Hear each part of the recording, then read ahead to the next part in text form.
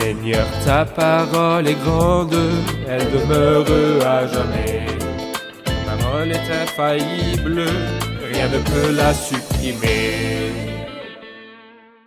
Bienvenue chers téléspectateurs, je vous souhaite la bienvenue ainsi qu'à tous nos téléspectateurs dans le monde entier dans un nouvel épisode de notre émission quotidienne d'études toute la Bible.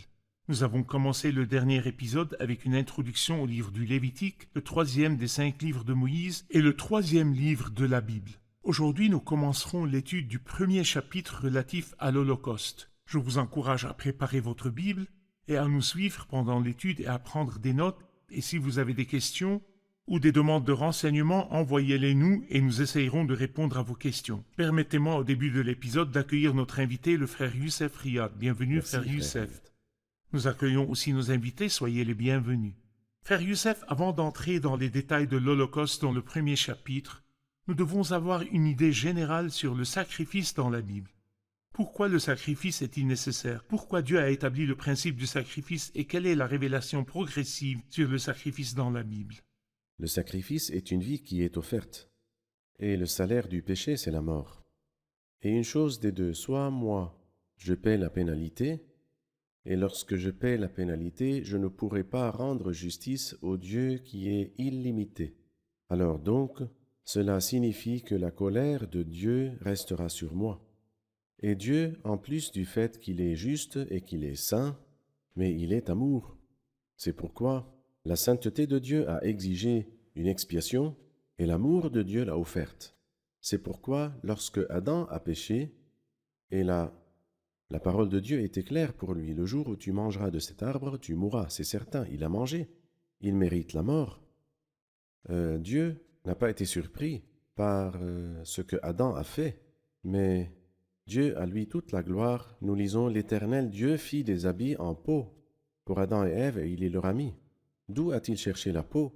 Eh bien, la peau vient d'un sacrifice et par suite, comme si lorsque Adam a péché, au lieu qu'Adam meure, comme le dit la justice, un substitut est mort et Dieu a accepté la substitution.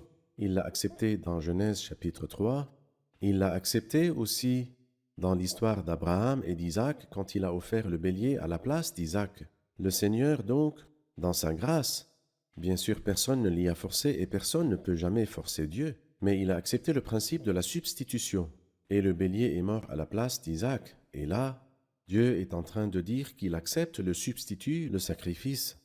Mais ce qu'il faut savoir aussi, c'est que les sacrifices en eux-mêmes n'expiaient rien du tout, car il est impossible que le sang de taureau et de bouc enlève les péchés.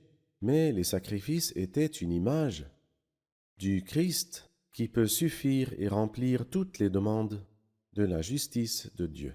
C'est la nécessité du sacrifice comme substitut. Oui. Mais quelle est la révélation progressive sur le sacrifice? En fait, la Bible est merveilleuse parce qu'elle nous transmet l'idée et puis ajoute constamment la lumière sur elle. La révélation, dès le début, est parfaite, mais une nouvelle lumière y est ajoutée. Par exemple, lorsqu'il nous dit dans le livre de la Genèse chapitre 3 que Dieu a accepté le principe de la substitution dans le sacrifice, et le sacrifice est mort à la place d'Adam, nous arrivons au chapitre 4. Abel a offert des premiers-nés de son troupeau et de leur graisse, comme s'il voulait nous dire que Dieu offrira à votre place pour expier vos péchés, pas le maigre, mais le meilleur et non pas le reste. Quand nous arrivons au chapitre 7, 6, 7 et 8, l'arche de Noé, le Seigneur lui a dit de prendre avec lui une paire des animaux impurs pour leur conserver la vie. Mais par contre, 7 couples des animaux purs. Pourquoi? C'était pour que quand Noé sortira de l'arche, il offrira des holocaustes à Dieu, des holocaustes d'animaux purs. Une nouvelle lumière a été ajoutée, des premiers-nés de son troupeau et de leur graisse, et puis pure. Puis vient une lumière éblouissante, dans Genèse chapitre 22, que celui qui sera offert en sacrifice sera un homme. Et pas seulement cela, mais il sera en relation avec celui qui l'offrira, une relation d'amour merveilleuse. Prends ton fils unique, celui que tu aimes, Isaac, et offre-le en holocauste sur l'une des montagnes que je t'indiquerai. Il y a là une lumière supplémentaire. Quand nous arriverons au livre de l'Exode et à l'agneau de la Pâque, une lumière en plus. Quand nous arriverons au livre du Lévitique, nous verrons aussi la lumière éblouissante par les différents sacrifices, pas un seul sacrifice, mais un grand nombre de types de sacrifices. Parfait. En lisant ce livre, nous découvrirons les types d'animaux qui étaient offerts en sacrifice. C'étaient des animaux purs Oui, et des animaux de compagnie. oui. Ils n'étaient pas tenus de sortir chasser des animaux pour les apporter. Ils étaient à leur portée. Pourquoi? Pourquoi Dieu a-t-il voulu ce type d'animaux? Je pense que quand nous arriverons au livre du Deutéronome, nous lisons que la parole que nous prêchons ne dit pas qui montera au ciel, ce serait en faire descendre le Christ, ou qui descendra dans l'abîme, ce serait faire remonter le Christ de chez les morts. Que dit-elle donc? La parole est tout près de toi, dans ta bouche et dans ton cœur. Et c'est comme si le Christ, nous n'avons pas besoin de lui courir après pour l'amener et l'offrir en sacrifice, mais plutôt sans que personne ne l'ait jamais conçu. Est-ce possible que Dieu envoie son Fils? Est-ce raisonnable? Bien sûr, en fait, c'est au-delà de la raison. Pas contre la raison, mais au-delà de la raison. Il envoie son Fils. En fait, c'est ce qui est arrivé. Lorsque le moment est vraiment venu, Dieu a envoyé son Fils. Et c'est pour cela qu'il veut nous dire qu'il ne s'agit pas d'un effort ou d'un travail de votre part, ou même que cela vous vienne à l'esprit, mais que la pensée tout entière et le projet tout entier sont divins. Et Dieu a envoyé son Fils, il l'a donné sur la croix, et tout ce qui vous est demandé, c'est que vous croyez en celui qu'il a envoyé. Parfait, je vous remercie, Frère Youssef. Bien sûr, au chapitre 1, nous parlerons de l'Holocauste. Oui. Mais nous parlerons aussi d'autres sacrifices. Nous avons le sacrifice de communion, le sacrifice pour le péché, le sacrifice de la culpabilité, et bien sûr l'offrande de la fleur de farine. Mais pourquoi fallait-il avoir des angles différents ou des types différents de sacrifices? Pourquoi pas un seul type de sacrifice? L'œuvre du Christ avait plus qu'une direction, tout comme la personne du Christ n'est pas une seule image, mais comprend de nombreuses gloires et nombreuses fonctions. La personne du Christ est grande et son œuvre est grande. Si nous avons vu la personne du Christ dans les 4 évangiles, nous trouvons également son œuvre dans les 4 évangiles, et là nous trouvons les 4 sacrifices. Alors donc, le Christ, à lui la gloire, dans son œuvre, nous est dépeint d'abord par l'Holocauste, deuxièmement par le sacrifice de communion, troisièmement par le sacrifice du péché, quatrièmement le sacrifice de la culpabilité, et quelqu'un a dit que cela ne les arrange pas selon nos propres besoins, mais selon l'appréciation de Dieu de la personne du Christ. Parfait. Je voudrais une petite idée sur chacun des 4 sacrifices. Que veut dire holocauste de communion pour le péché et de culpabilité? L'Holocauste est pour la gloire de Dieu, c'est-à-dire le Christ, lorsqu'il est mort sur la croix, en premier lieu, ce n'était pas pour me sauver à moi. Évidemment, c'est un côté, mais il l'a fait en premier lieu pour la gloire de Dieu. La part de Pour Dieu. La part de Dieu. La part de Dieu vient toujours en premier. Alors l'homme a insulté Dieu. Le Christ est venu sur la scène de l'insulte de l'homme à Dieu et a glorifié Dieu. Il l'a glorifié dans sa vie sur la terre, et puis il l'a glorifié dans sa mort sur la croix. Où voyons-nous le côté où le Christ a glorifié Dieu dans sa mort sur la croix, dans l'Holocauste? Le sacrifice de communion se préoccupe d'une autre pensée. La communion, le rétablissement de la relation, car le péché a causé un grand malheur. Le péché a coupé la relation entre l'homme et Dieu. Dans Ésaïe, il dit « Vos fautes ont fait séparation entre vous et votre Dieu ». Qui construit le pont qui a été démoli entre l'homme et Dieu? C'est le Christ en tant que sacrifice de communion. En effet, c'est lui, notre paix. Qui a voulu... Notre paix qui a réconcilié l'un et l'autre avec Dieu dans un seul corps. Mais le sacrifice, la mort du Christ était aussi pour remédier au problème du péché, car la nature de Dieu est sainte. Et que veut-elle? Elle veut un sacrifice pour le péché. Mais pas seulement cela, mais le péché est une offense, que ce soit pour Dieu ou pour l'homme. Celui qui commet le péché, par exemple, il commet l'adultère avec son proche, il vole, il tue, il a fait du mal à l'âme d'un autre. Et dans n'importe quel cas, le péché est dirigé contre Dieu, et il exige un sacrifice de culpabilité. Devant le tribunal de Dieu, Dieu est équitable. Et Compensation. juste. Compensation. Parfait. Et c'est pourquoi ces 4 choses, l'Holocauste pour la gloire de Dieu, le sacrifice de communion pour rétablir la communion avec Dieu, le sacrifice du péché par rapport à la nature sainte de Dieu, et puis il y a le sacrifice de culpabilité, et c'est en rapport avec la nature juste de Dieu. Parfait, je vous remercie. Nous prenons une pause puis reviendrons pour une question.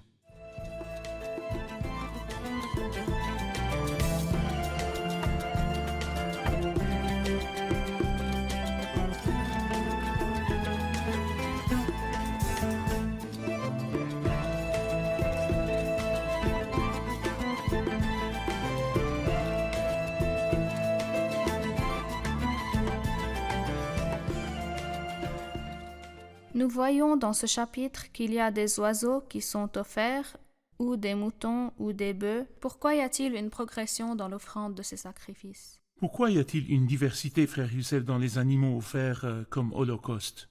En fait, notons d'abord que l'Éternel appela Moïse de la tente de la rencontre, et il lui a parlé, et il lui a dit des choses très importantes. Celui qui veut me faire une offrande, alors qu'il offre ce qui suit.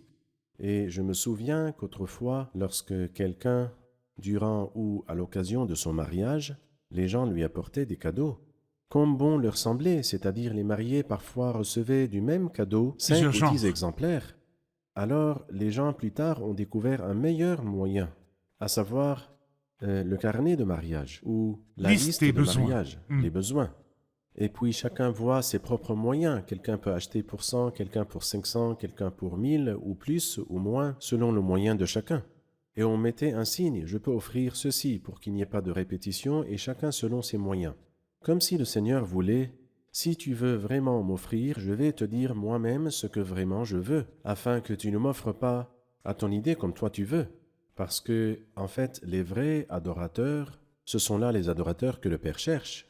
Qu'est-ce que je demande? Premièrement, Dieu demande le taureau qui symbolise le Christ dans son service diligent dans sa vie et puis dans sa mort sur la croix. C'est l'animal le plus gros. Mais est-ce que tous les gens dans le peuple d'Israël, est-ce que toutes les personnes aujourd'hui peuvent offrir un taureau à Dieu? Et je ne sais pas combien aujourd'hui coûte le taureau, une grande somme certainement. Mais si tu ne peux pas m'offrir un taureau, j'accepterai le moindre. Qu'est-ce que tu acceptes? J'accepte un mouton.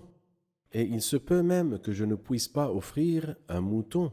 Que peux-tu offrir alors? C'est à peine si je peux offrir une paire de jeunes pigeons ou 2 tourterelles. Tu acceptes, Seigneur? Tout ce qui pourra me rappeler la mort du Christ, même si c'est quelque chose de simple. Mais Dieu nous encourage quand même à offrir le grand, le très grand. Oui, mais si tu n'as pas, j'accepte le moindre. Et si tu n'en as pas, j'accepte le moindre aussi. Alors, notre Dieu veut que nous ayons une grande appréciation de la personne du Christ et de l'œuvre du Christ. Mais si votre appréciation est petite, Dieu rejette-t-il cette personne qui aime le Christ, mais son appréciation est petite? Non, Dieu ne la rejette pas. Bien sûr, nous faisons remarquer à nos chers téléspectateurs que nous expliquons ce qui était demandé au peuple à l'époque des symboles et des ombres. Oui. Dans l'Ancien Testament. Mais le Christ est venu et en lui se sont accomplies toutes les images des sacrifices. Et il est entré dans le lieu très saint avec son propre sang. Il nous a ainsi obtenu un rachat éternel. Aucun homme n'est tenu d'offrir un sacrifice maintenant. Mais du point de vue symbolique, il y a des gens qui apprécient l'œuvre du Christ et la comprennent très bien. Et il y a des gens dont les capacités, non pas matérielles, leurs capacités spirituelles, ne leur permettent pas d'offrir le grand sacrifice. Dieu acceptera-t-il le petit? La réponse est oui. C'est du point de vue enseignement. Comment comprendre la progression et la diversité des types de sacrifices d'animaux offerts dans l'Holocauste dans l'appréciation dont vous avez parlé? Exactement. Mes capacités, j'ai des pigeons ou un agneau ou un taureau et mon appréciation de l'œuvre du Christ. Et ce qui est agréable à Dieu est que j'ai une appréciation de l'œuvre du Christ, que je l'aime davantage. Je vous remercie. Permettez-moi de lire quelques versets et de revenir vers vous avec une question. L'Éternel appela Moïse de la tente de la rencontre, il lui dit « Transmets ces instructions aux Israélites. Lorsque quelqu'un parmi vous fera une offrande à l'Éternel, il offrira du bétail, du gros ou du petit bétail.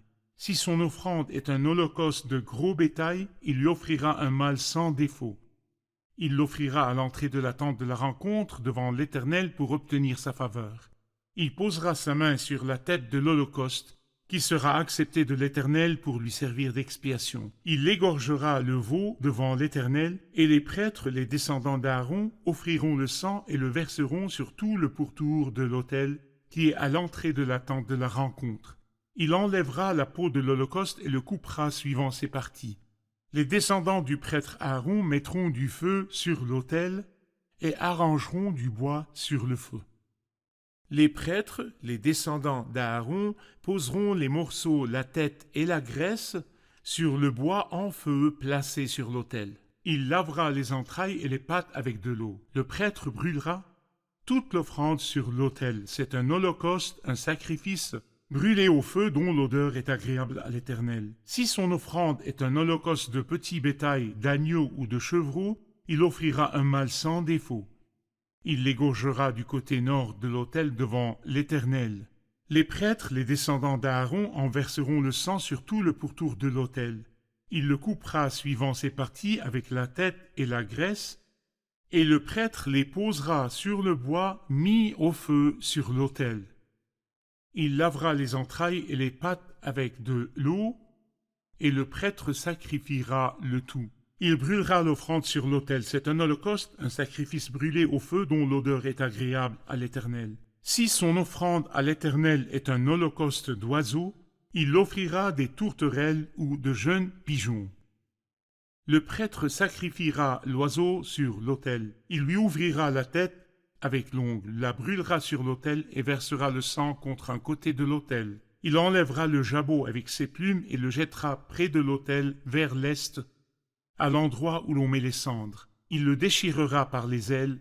Sans les détacher, le prêtre brûlera l'oiseau sur l'autel sur le bois mis au feu. C'est un holocauste, un sacrifice brûlé au feu dont l'odeur est agréable à l'Éternel.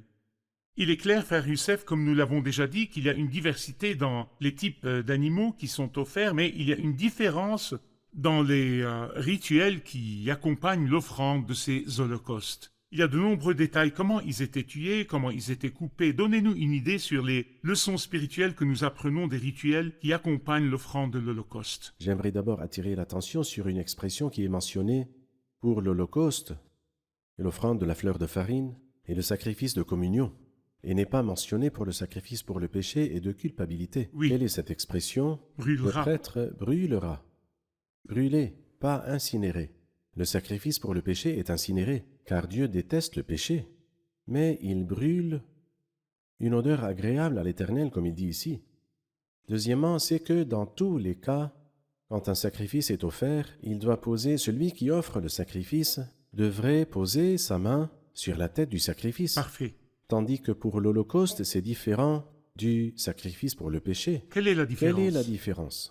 La différence est que pour l'Holocauste, quand celui qui offre le sacrifice pose sa main sur la tête du sacrifice, les perfections de l'Holocauste lui sont transmises, alors que lorsqu'il pose sa main sur la tête du sacrifice pour le péché, à ce moment-là, son péché à lui est transmis au sacrifice. Comme substitut. Comme substitut. C'est une grande différence. C'est pour cela que quand il pose sa main sur le sacrifice pour le péché et confesse le péché, le sacrifice est inséré, égorgé et inséré.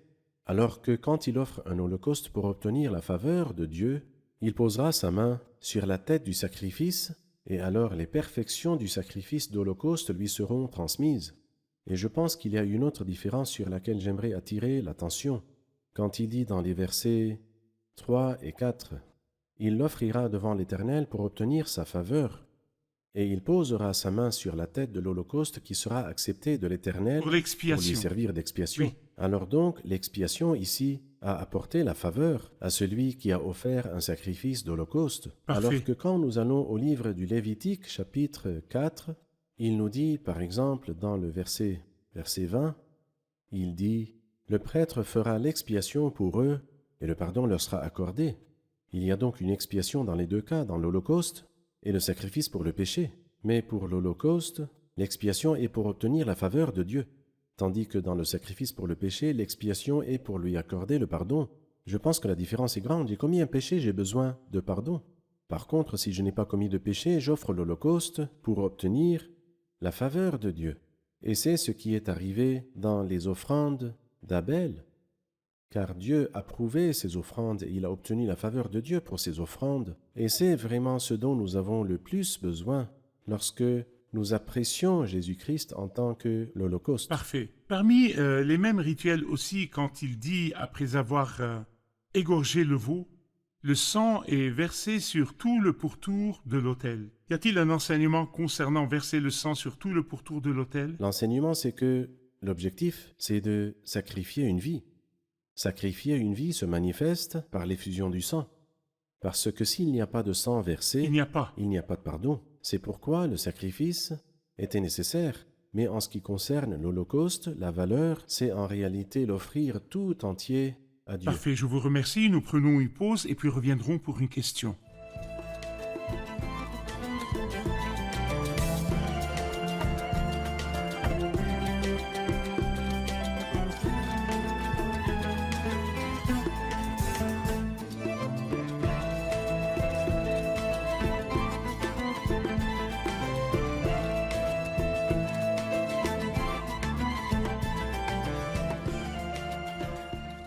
Au verset 6, il enlèvera la peau de l'Holocauste et le coupera suivant ses parties.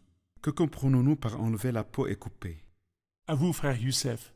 Enlever la peau révèle ce qui est à l'intérieur. En ce qui concerne le Christ, qu'y avait-il à l'intérieur? Ce qui était à l'intérieur était toute la perfection. Et c'est pourquoi il devait enlever la peau de l'Holocauste pour révéler ce qu'il y avait à l'intérieur. Et le Christ, tout ce qui était à l'intérieur de lui était pour la gloire de Dieu. Mais j'aime beaucoup ce verset, il le coupera suivant ses parties. Il ne dit pas, et c'est l'inspiration verbale, il n'a pas dit le coupera en morceaux, mais il a dit le coupera suivant ses parties.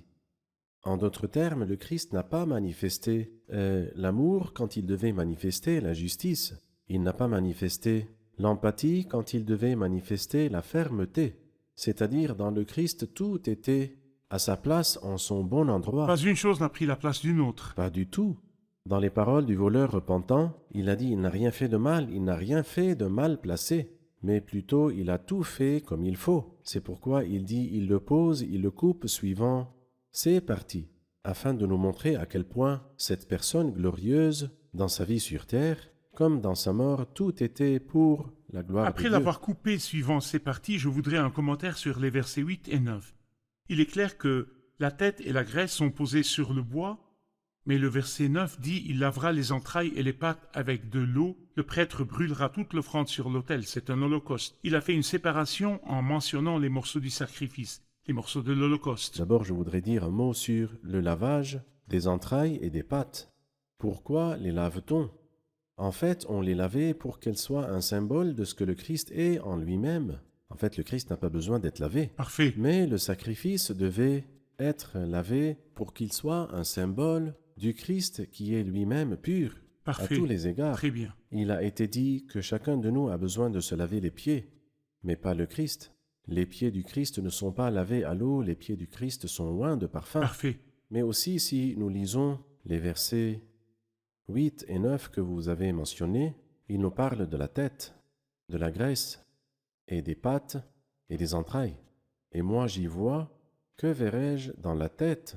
Celui qui n'a pas connu le péché, c'est dans 2 Corinthiens 5. La pensée du Christ. La pensée du Christ. Que trouvai-je dans la graisse? Il nous dit dans Hébreux chapitre 4 que le Christ a souffert, il a été tenté, mais sans péché.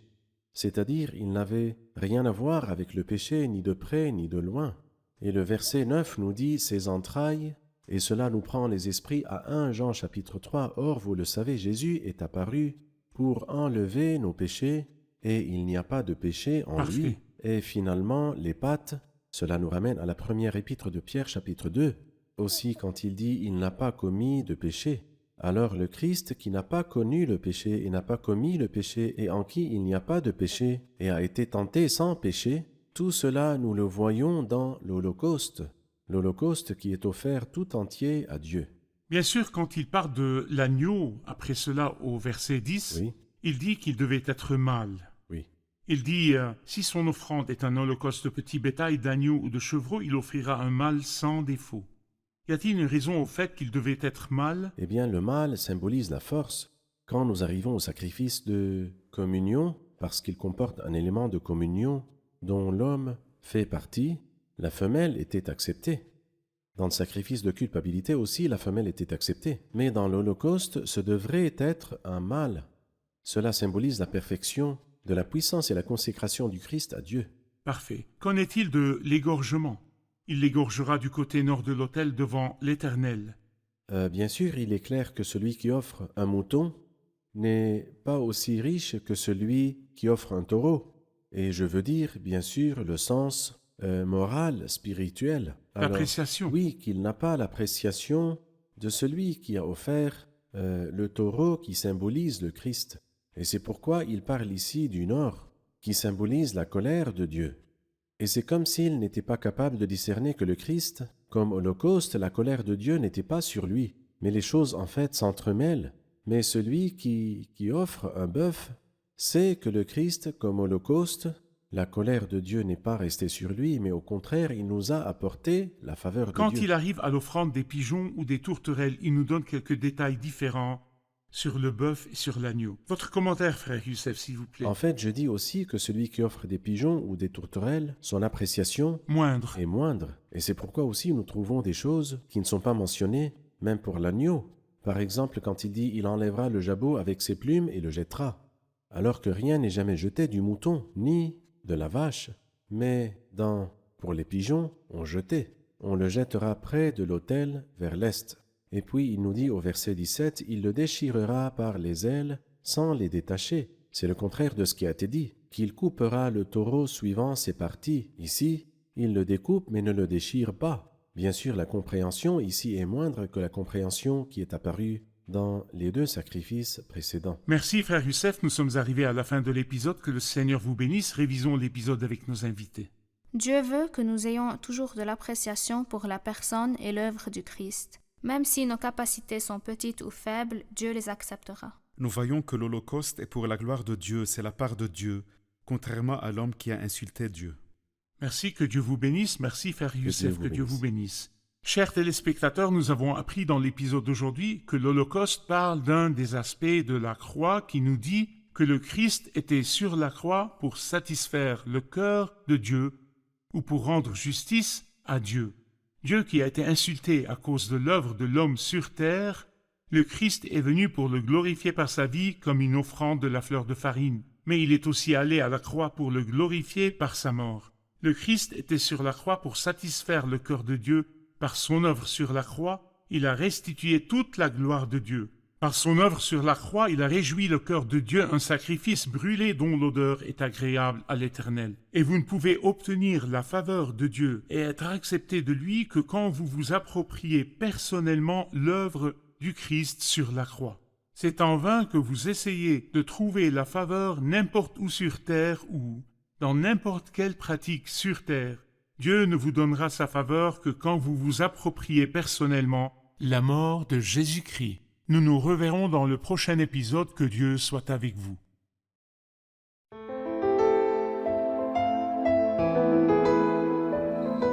Seigneur, ta parole est grande, elle demeure à jamais. Ta parole est infaillible, rien ne peut la supprimer.